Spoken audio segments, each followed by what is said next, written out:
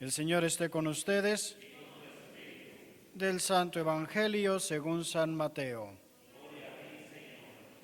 En aquel tiempo Jesús dijo a sus discípulos: han oído que se dijo ojo por ojo, diente por diente. Pero yo les digo que no hagan resistencia al hombre malo.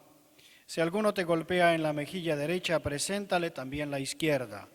Al que te quiera demandar en juicio para quitarte la túnica, cédele también el manto. Si alguno te obliga a caminar 1000 pasos en su servicio, camina con él 2000. Al que te pide, dale, y al que quiere que le prestes, no le vuelvas la espalda. Palabra del Señor. Pueden sentarse. Ya oyeron, si les llego a pedir dinero, no se hagan tontos. Las lecturas de hoy nos hablan de un tema que es muy importante y que a veces se nos olvida en la vida cristiana. Es el tema de que ser cristiano no solamente se trata de rezar mucho, sino que se tiene que ver en la vida ordinaria, en la vida civil, en la justicia con la que tratamos a los demás. En este país, por otro lado, es un tema delicado de tratar a veces, porque en cuanto hablas de justicia social, ya te dicen que eres comunista, como si la justicia social fuera una costa de política, es un derecho humano. Pero veamos un poco las lecturas. En la primera lectura está este rey de Israel, Ahab, que quiere un terreno, una viña, que está cerca de su palacio. Y hasta eso no se comporta mal inicialmente, ¿no? Va con el señor, el dueño Nabot, y le dice: véndemela, te doy más de lo que vale, te doy un terreno mejor, lo que quieras. Él no está haciendo ninguna opresión en ese momento. Pero este hombre le dice que no, porque es su heredad. Ahora, no es solo una cuestión de sentimentalismo, ¿no? Es que mi papi trabajaba allá. Es mucho más que eso. Y eso es lo que es importante ir viendo en esto. En Israel, ¿quién es el que les había dado la tierra al pueblo? Dios, ¿no? El dueño de la tierra era Dios. Entonces, cada familia consideraba que la tierra que tenía no era suya, se la habían confiado en administración, la habían heredado la administración, pero no eran dueños de hacer lo que quisieran con ella. Es decir, Nabot no estaba tanto negando a venderse su tierra por una cuestión de nostalgia o sentimiento, sino por fidelidad a la alianza, a Dios, ¿no? Y tenemos otro elemento. Les digo, Nabot al inicio no hizo nada, se fue todo triste y encaprichado como niño, acostarse en la cama, mirar a la pared, pero luego aparece su esposa, como siempre las mujeres. Bueno, en este caso no es porque fuera mujer, en este caso ella representa precisamente la influencia negativa. ¿Por qué? Sabemos que esta mujer era una fenicia, no era judía, no adoraba al Dios de Israel, adoraba a Baal. Es la misma que ha perseguido a Elías.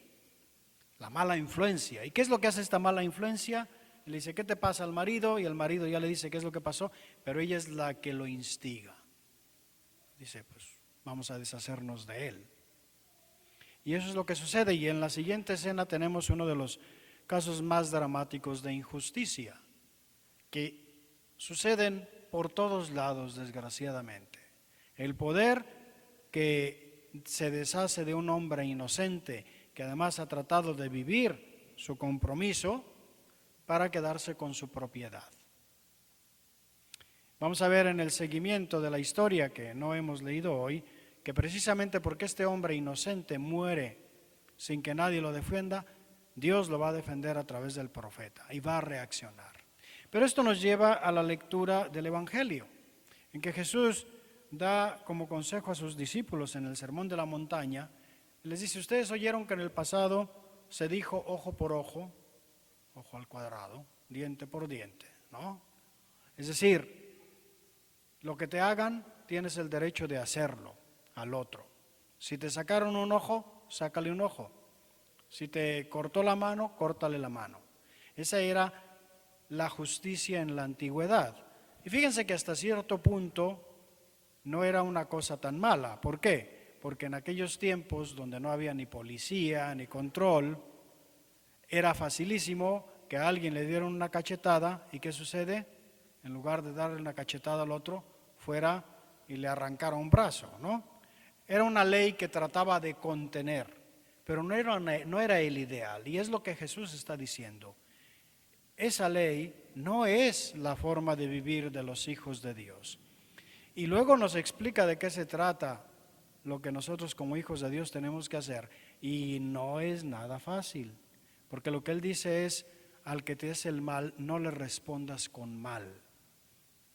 No respondas con el mal. Y pone unos ejemplos que son los que nos ponen a temblar, ¿no? Si alguno te golpea en la mejilla derecha, preséntale la izquierda. Al que te quiera demandar en juicio para quitarte la túnica, dale también el manto. Son ejemplos, claramente, que son incluso metáforas exageradas, pero que quieren que nos enteremos de cuál es el camino del discípulo, que no se responde al mal con el mal.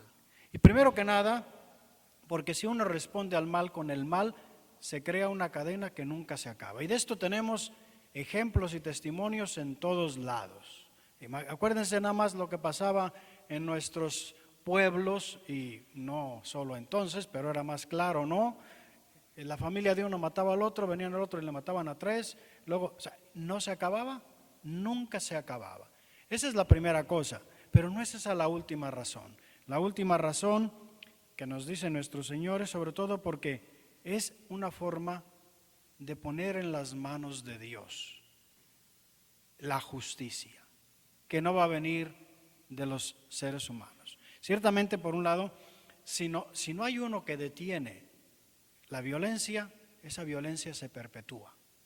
Y el cristiano, siguiendo el ejemplo de Cristo, tiene que ser capaz de detener esa espiral de violencia, aunque sea a costa a veces de sufrir la injusticia, sabiendo que Dios nos va a venir a defender, que es el que Él nos va a dar verdaderamente lo que merecemos, si no ahora, después. Sin embargo, es importante también que entendamos que no quiere decir que hay que ser pasivos, ¿no? Lo que nos está diciendo aquí es que no hay que responder con violencia, pero eso no quiere decir que no podamos defender de forma legítima los derechos nuestros y ajenos. La cosa es que no devolvamos mal por mal, violencia por violencia. Ese es el punto, ¿no? Y por otro lado, el construir y vivir la justicia es parte de nuestra vocación. Entonces, como ven ustedes, ser cristiano no es sencillo en el sentido de que ciertamente cuesta su trabajo, pero no hay una receta que se aplique igual y siempre de la misma manera en todo. Es decir, los principios son siempre los mismos, pero ¿cómo se aplican? ¿No? Por ejemplo, este principio, en algún momento es el principio de no resistir con el mal, significa, bueno, me aguanto, me quedo callado, le pido a Dios, pero en alguna otra ocasión voy a tener que reaccionar sabiendo cómo reacciono, ¿no? Y evitando hacer mal. No, la justicia no es lo mismo, por ejemplo, que la venganza, ¿no? Necesitamos discernir. La única manera de aprender a discernir es no solo saber la letra de lo que dice la palabra de Dios, sino también pedirle a Él que nos ilumine. ¿Para qué? Para que podamos verdaderamente saber qué hubiera hecho Él. Piensen, Jesús expulsó a los mercaderes del templo, por ejemplo. Le dijo a Pedro, apártate de mí, Satanás. Pero luego también murió en la cruz. No reaccionó en ese caso. ¿Por qué? Es un misterio ciertamente, pero nos enseña que la forma como el Señor destruye el mal y la violencia no es atacándola con más violencia, ¿no? Y es lo que nos enseña a nosotros y como les digo, quizás el punto a veces más difícil en nuestras vidas. Por eso tenemos que ponernos siempre a la escucha de Dios y pedirle al Espíritu Santo que nos ilumine. ¿Por qué? Porque como no hay recetas que se apliquen exactamente igual en todos lados y de la misma manera. El principio es ese, pero hay que ser sensibles a lo que el Espíritu nos dice. Y eso es lo que yo les invito a que le pidamos al Señor hoy, que nos haga sensibles y que seamos dóciles a las inspiraciones del Espíritu Santo para saber vivir esa ley que en definitiva nos pide ir haciendo crecer en nosotros y alrededor de nosotros la voluntad del Señor y el reino del amor que Él trae.